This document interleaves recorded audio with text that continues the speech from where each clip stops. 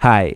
आज के इस वीडियो में हम डिस्कस करेंगे एक मॉडल जो आपको अभी के अभी लिबरेट कर देगा अपने मेंटल स्ट्रेस और मेंटल प्रेशर से।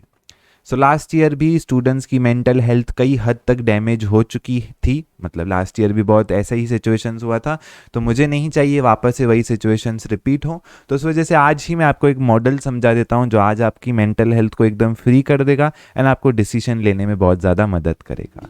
ये वीडियो कोई जनरल यूट्यूब वीडियो नहीं है जहाँ पे मैं अपने अंदाजे बताऊंगा, हाँ ऐसा होगा, हाँ वैसा होगा, कुछ भी नहीं। अंदाजे, जजमेंट्स, प्रिडिक्शंस इंसान की होती हैं, कभी भी फेल जा सकती हैं। ये मॉडल नो डाउट बनाया मैंने है, बट एकदम मैथमेटिकल मॉडल है, एकदम लॉजिकल मॉडल है जो फेल नहीं हो सकता है। तो हम चारों सिचुएशंस अभी डिस्कस कर देंगे एंड दैट्स इट, आपको अभी के अभी आंसर मिल जाएगा। तो दो ही बातें हो सकती हैं, या तो बोर्ड एग्जाम्स हो सकते हैं या तो बोर्ड एग्जाम्स नहीं हो सकते हैं। तो देखो दो सिचुएशंस मैंने लिखी है, या तो हो सकते हैं या तो नहीं हो सकते हैं।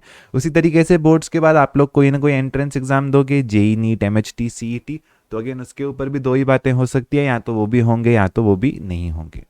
ऐसे करते करते हमारे पास चार पॉसिबल कॉन्फ़िगरेशंस हैं, चार पॉसिबल केसेस हैं। तो आइए देखते हैं क्या होगा। मुझे पता है आपका ध्यान यहाँ पे जा रहा है, काश ऐसा हो जाए, काश काश काश आ जाओ। तो चलिए इसी को पहले डिस्कस करते हैं। समझो एंट्रेंस एग्जाम भी नहीं हुए, बोर्ड एग्जाम्स भी नहीं हुए। अगर ऐसा होता है तो क्या होगा? अगर ऐसा होता है तो आपको अपने घर वालों से एकदम व्यवहार सुधारना पड़ेगा, क्योंकि फिर वही आपका कुछ कर सकते हैं। आते हैं वापस टॉपिक में। मतलब कहने का मतलब फैमिली में ही घुसना पड़ेगा, फैमिली बिजनेस में। अगर आपके एंट्रेंस एग्जाम भी नहीं हुए, बोर्ड्स भी नहीं हुए, तो आगे के एडमिशन्स भी नहीं होंगे, तो ज़्यादा खुश होने का ज़रूरत नहीं है। उसी तरीके से समझो बोर्ड एग्जाम्स हो गए बट एंट्रेंस एग्जाम्स हुए ही नहीं। ओके, तो अगर ऐसा होता है तो फिर समय आ गया है किसी दूसरा गोला पर जाने का, क्योंकि ऑब्वियस सी बात है, अगर बोर्ड एग्जाम्स होते हैं, एंट्रेंस एग्जाम्स नहीं होते हैं, तो इसका मतलब जिसका बोर्ड्स में परसेंटेज ज़्यादा है वो डॉक्टर बनेगा। अगर ऐसा है तो फिर मैं भी चला जाऊंगा, मैं भी लाइन में जाके रुक जाऊंगा, मेरी भी बोर्ड्स में अच्छी परसेंटेज थी, मुझे भी डॉक्टर बनना है। तो ऐसा नहीं बाबा, बोर्ड्स में कोई भी रट्टा मार के भी परसेंटेज आ सकती है। तो ऑब्वियसली ये वाला केस भी रियल लाइफ में पॉसिबल नहीं है, साइंस में तो पॉसिबल है ही नहीं, राइट। चलिए अब डिस्कस करते हैं केस नंबर 1 के एंट्रेंस एग्जाम्स भी होंगे, बोर्ड एग्जाम्स भी होंगे। दोनों एग्जाम्स होंगे हमारे, एंट्रेंस भी होंगे, बोर्ड एग्जाम्स भी होंगे, जो जनरल है। ओके, जो एकदम जनरल चीज़ है। तो अगर जनरल चीज़ है तो इसके अंदर भी दो कॉन्फ़िगरेशंस हो सकती हैं, या तो सर्टेनिटी के साथ होंगे, मतलब जैसा टाइम टेबल आया है एज इट इज़ वैसे के वैसे होंगे, या तो अनसर्टेन होंगे। पहला एक बार कैंसिल होगा, फिर दूसरा टाइम टेबल आएगा, फिर दूसरा टाइम टेबल भी कैंसिल होगा, फिर तीसरा आएगा। ऐसा करते करते जैसे लास्ट ईयर हुआ था, चल चल के 3 टाइम टेबल आके फेल होके फिर अचानक कैंसिल हुए। तो बेसिकली कैंसिल वाले तो केसेस हम डिस्कस कर चुके हैं, वो एक केस और बाकी है नो डाउट। सो अगर सर्टेनिटी के साथ होते हैं तो आपका मेंटल स्ट्रेस कम रहेगा। आपको पता है 10 मार्च को फिजिक्स का एग्जाम है, तो आप 10 मार्च तक फिजिक्स पढ़ते रहेंगे। 10 मार्च तक आप जितना बेस्ट कर सकते थे उतना बेस्ट अपना आप कर देंगे, तो आपका एक टेंशन तो सॉर्ट हो जाएगा, आपने एक बार तो एटलीस्ट पढ़ लिया है। अब समझो अनसर्टेनिटी के साथ होते हैं तो क्या होगा? समझो टाइम टेबल ही कैंसिल हो गया, टाइम टेबल कैंसिल हो गया, बोर्ड एग्जाम्स एक महीना पोस्टपोन हो गए। मैं सच बता रहा हूँ, जब जब एग्जाम्स पोस्टपोन हुए हैं ना, लोगों का जो पावर है पढ़ने का वो 1/10 से कम हो जाता है, क्योंकि अंदर में एक झूठी उम्मीद आ जाती है कि क्या पता और पोस्टपोन हो, क्या पता और पोस्टपोन हो के कैंसिल हो जाए। तो अगर बोर्ड एग्जाम्स पोस्टपोन होना चालू हो गए तो आप इतना तो समझ जाइए कि पढ़ने की आपकी विलिंगनेस, जो मोस्ट ऑफ द लोगों की विल पावर, आपका और ज़्यादा कम हो जाएगा। ओके, और ज़्यादा पावर कम हो जाएगा, यानी कि मेंटल स्ट्रेस एंड एंग्जाइटी तब से बढ़ना स्टार्ट हो जाएगी। तो चाहे बोर्ड एग्जाम्स कैंसिल हो के होते हैं, होने वाले तो हैं इस केस के हिसाब से, या बोर्ड एग्जाम्स पहली बार में होते हैं, 10 मार्च तक आप अपना सिलेबस पूरा कर दो। 10 मार्च तक अपना सिलेबस पूरा कर दो, दैट्स इट, दैट्स इट। फिर पोस्टपोन भी होते हैं तो आपने एक बार तो पढ़ लिया है, तो आपको मेंटल स्ट्रेस या एंग्जाइटी नहीं आएगी।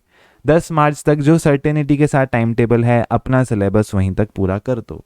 पोस्टपोन होते हैं, ये होता है वो होता है, बाद में फिर हार्मोन से जंप देते हैं ऊपर नीचे डायफ्रेक्शन पैटर्न के जगह, तो उसमें पढ़ नहीं पाओगे तुम, उसमें नहीं पढ़ पाओगे। सो अभी पढ़ के सब खत्म कर दो एंड टेंशन फ्री हो जाओ।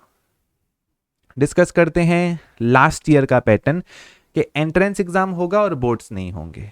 ओके, जो लास्ट ईयर हो चुका था।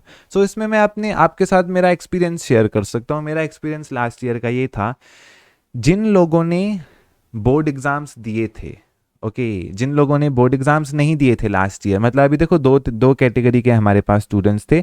सबसे पहले कैटेगरी थी जिन्होंने बोर्ड्स की तैयारी की ही नहीं, ओके, उन्होंने बोला कैंसिल होगा, वैसे भी तो कैंसिल होगा, वैसे भी तो कैंसिल होगा। थोड़ा बहुत पढ़ा, न्यूज़ देखने में महीने बिता दिए, होगा कि नहीं होगा, होगा कि नहीं होगा, यूट्यूब वीडियोस पे वही समय बिता दिया, हो रहा कि नहीं हो रहा, हो रहा कि नहीं हो रहा, ऐसा करते करते नहीं पढ़ा उन्होंने। सो बेसिकली जब उनको पता चला जून में बोर्ड एग्जाम्स कैंसिल है, तो समझ गए सब लोग MHT CET है। विश्वास नहीं करोगे, उनका जून, जुलाई, आधा अगस्त बोर्ड एग्जाम्स की थियोरी पढ़ने में निकल गया। सिर्फ और सिर्फ थियोरी पढ़ने में उन्होंने 3 महीने और निकाल दिए। ओके, आते थे MHT CET के लेक्चर में, बोलते थे सर ये क्या चल रहा है। मैं बोलता था मतलब, बोलते थे सर MHT CET है, ये ऐसे कैसा चल रहा है।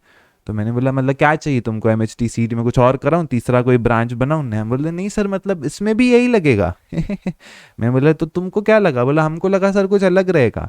सो बेसिकली आप मेरी पिछले साल की वीडियोस देखो, पूरा यही काउंसिल किया है मैंने कि पहला तुम थियोरी तो पढ़ो। लोग क्या कर रहे थे, सीधा MHT CET, yes MHT CET करें। अरे ऐसा नहीं होता है, पहला बोर्ड एग्जाम्स का थियोरी लगता ही है उसमें। सो एनीवेज जिन्होंने लास्ट ईयर बोर्ड्स की तैयारी कर दी थी, हम कह रहे थे नुकसान हो गया, मेहनत बर्बाद हो गई, कुछ मेहनत बर्बाद नहीं हुई। जिन्होंने पूरे रेडी बैठे थे बोर्ड्स तक का, जैसे बोर्ड एग्जाम्स कैंसिल हुए, यहाँ से MHT CET की तैयारी चालू की। जून में किया, जुलाई में किया, अगस्त में किया, सितंबर में किया। जो लोग आसरे में थे, बोर्ड एग्जाम हुए तो पढ़ेंगे, नहीं हुए तो नहीं पढ़ेंगे, उनका आधा समय इधर ही चला गया। अगस्त के बाद आप खुद ही सोचो ना क्या मार्क्स उनका आया रहेगा। सो एनीवेज लास्ट ईयर की जो केस स्टडी है, वहां से पता चलता है सक्सेसफुल परसेंटाइल उनका ही आया जिन्होंने बोर्ड्स के बारे में तैयारी की थी। सो ऑब्वियस सी बात है, आप समझ गए मैं यहाँ पे क्या कहना चाह रहा हूँ। अभी कुछ लोग बोलेंगे सर एक मिनट, बोर्ड एग्जाम्स में डेरिवेशन होता है, हम डेरिवेशन क्यों पढ़े। मुझे बताओ, डेरिवेशन एक टाइप का न्यूमेरिकल ही है, जरा सोच के देखो। कम ऑन, एंट्रेंस एग्जाम में भी आपको चीज़ें डिराइव करनी रहती है, हर क्वेश्चन में वैल्यूज नहीं डालनी होती है। कितने सारे MHT CET के क्वेश्चंस हैं जिसमें डेरिवेशंस आता है, अलग सा न्यूमेरिकल बेस्ड डेरिवेशंस। सो डेरिवेशंस जब आप करते हो तो आपको समझ में आता है कि अच्छा ये तरीका है सॉल्व करने का। आपको तरीका ही नहीं पता है, आप एंट्रेंस एग्जाम की तैयारी कैसे कर पाओगे। सो फाइनली अगर मैं कंक्लूड करूं, चाहे मुंह बना के पढ़ो, चाहे खुशी से पढ़ो, चाहे दर्द भरी निगाहों से पढ़ो, चाहे रो रो के पढ़ो, चाहे कंफ्यूज रह के पढ़ो, चाहे दुख दर्द से पढ़ो, चाहे खुशी से एकदम दिल खोल के पढ़ो, आपको पढ़ना पड़ेगा ही बोर्ड एग्जाम्स का। वही रास्ता है, कोई और रास्ता यहाँ पे नहीं है। तो यही थे हमारे 4 possible cases, and I hope अब आपको डिसीजन लेने में मदद हो गई होगी। चारों पॉसिबल केसेस में से जो भी डिसीजन लेना है इसी वीडियो में हमने डिसाइड कर दिया। Wish you all the very best for boards as well as MHT CET 2022।